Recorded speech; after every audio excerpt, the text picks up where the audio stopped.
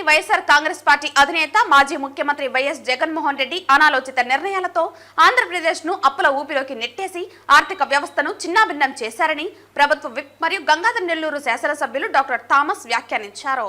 మన అందరికీ తెలుసు, జగన్మోహన్ రెడ్డి సుమారుగా 10 లక్షల కోట్లు అప్పు చేశాడు.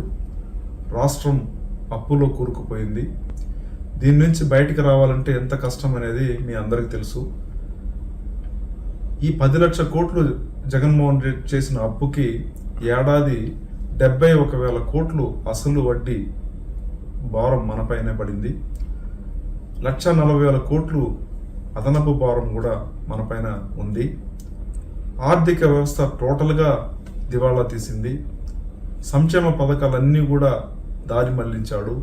అవన్నీ కూడా మొత్తం కూడా ప్రజలకు చేరకుండా ఇవన్నీ కూడా రాజకీయవేత్తలే మొత్తం కూడా దోచేసుకోవడం మీ అందరికీ జగన్మోహన్ రెడ్డి ప్రభుత్వంలో అన్నీ కూడా దోచేసుకున్నారు. సంక్షేమ పథకాలంటూ సుమారుగా 1,40,000 కోట్లు అప్పు చేశారు.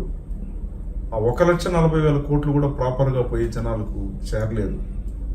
ఇప్పుడు కరెంట్గా చూసారంటే మనకు ఫీజు రీఎంబర్స్మెంట్ వచ్చి 2,832 కోట్లు భారం మన పైన ఉంది. అదేవిధంగా వసతి దీవెన 989 కోట్లు భారం ఉంది, మనం కట్టాల్సి ఉంది. చిక్కీలు కోడిగుడ్లు సుమారుగా 256 కోట్లు మనం కట్టాల్సి ఉంది. బిల్లు పెండింగ్ ఉంది. ఆరోగ్యశ్రీ కింద 1,800 కోట్లు మనం కట్టాల్సిన బకాయి ఉంది.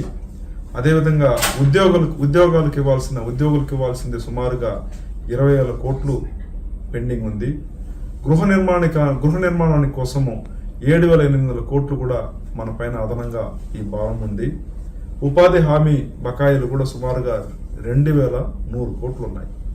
అంటే ఇవన్నీ కూడా జగన్ చేసిన పనికిమాలిన గవర్నెన్స్, జగన్ చేసిన పనికిమాలిన ప్రభుత్వానికి మనం ఇప్పుడు ఇవన్నీ కూడా కట్టుకోవాల్సిన బాధ్యత మనకు ఉంది. ఇది కాకుండా జగన్ విలాసంగా ఆయన సొంత ఖర్చుల కోసం, స్వలాభం కోసం ఆయన సొంత బిల్డింగ్ ఫెన్సింగ్లు, ఆయనకి ఏమేమి కావాలో అవన్నీ కూడా ప్రభుత్వ డబ్బుల్ని వృధా చేసి ఎన్నో కోట్లు దొబ్బేశాడు. అది చూసే జగన్ విలాసానికి ఈ బకాయిలంతా కూడా ప్రభుత్వం మనం కట్టాల్సిన ఉండే అప్పు 19,871 కోట్లు. ఇవన్నీ కూడా ఎంత భారం అంటే ప్రజలకి, ఇవన్నీ కూడా ప్రజలపైనే భారం వస్తుంది. మనం ఇప్పుడు సంక్షేమ పథకాలు తీసుకురావాలన్నా, మనం ఫర్దర్గా ఏదైనా మన ఆంధ్రప్రదేశ్ని డెవలప్ చేయాలన్నా, కొత్త బిల్డింగ్ తీసుకోవాలన్నా కూడా వచ్చే డబ్బులన్నీ కూడా అప్పులకే వెళ్ళిపోతున్నాయి.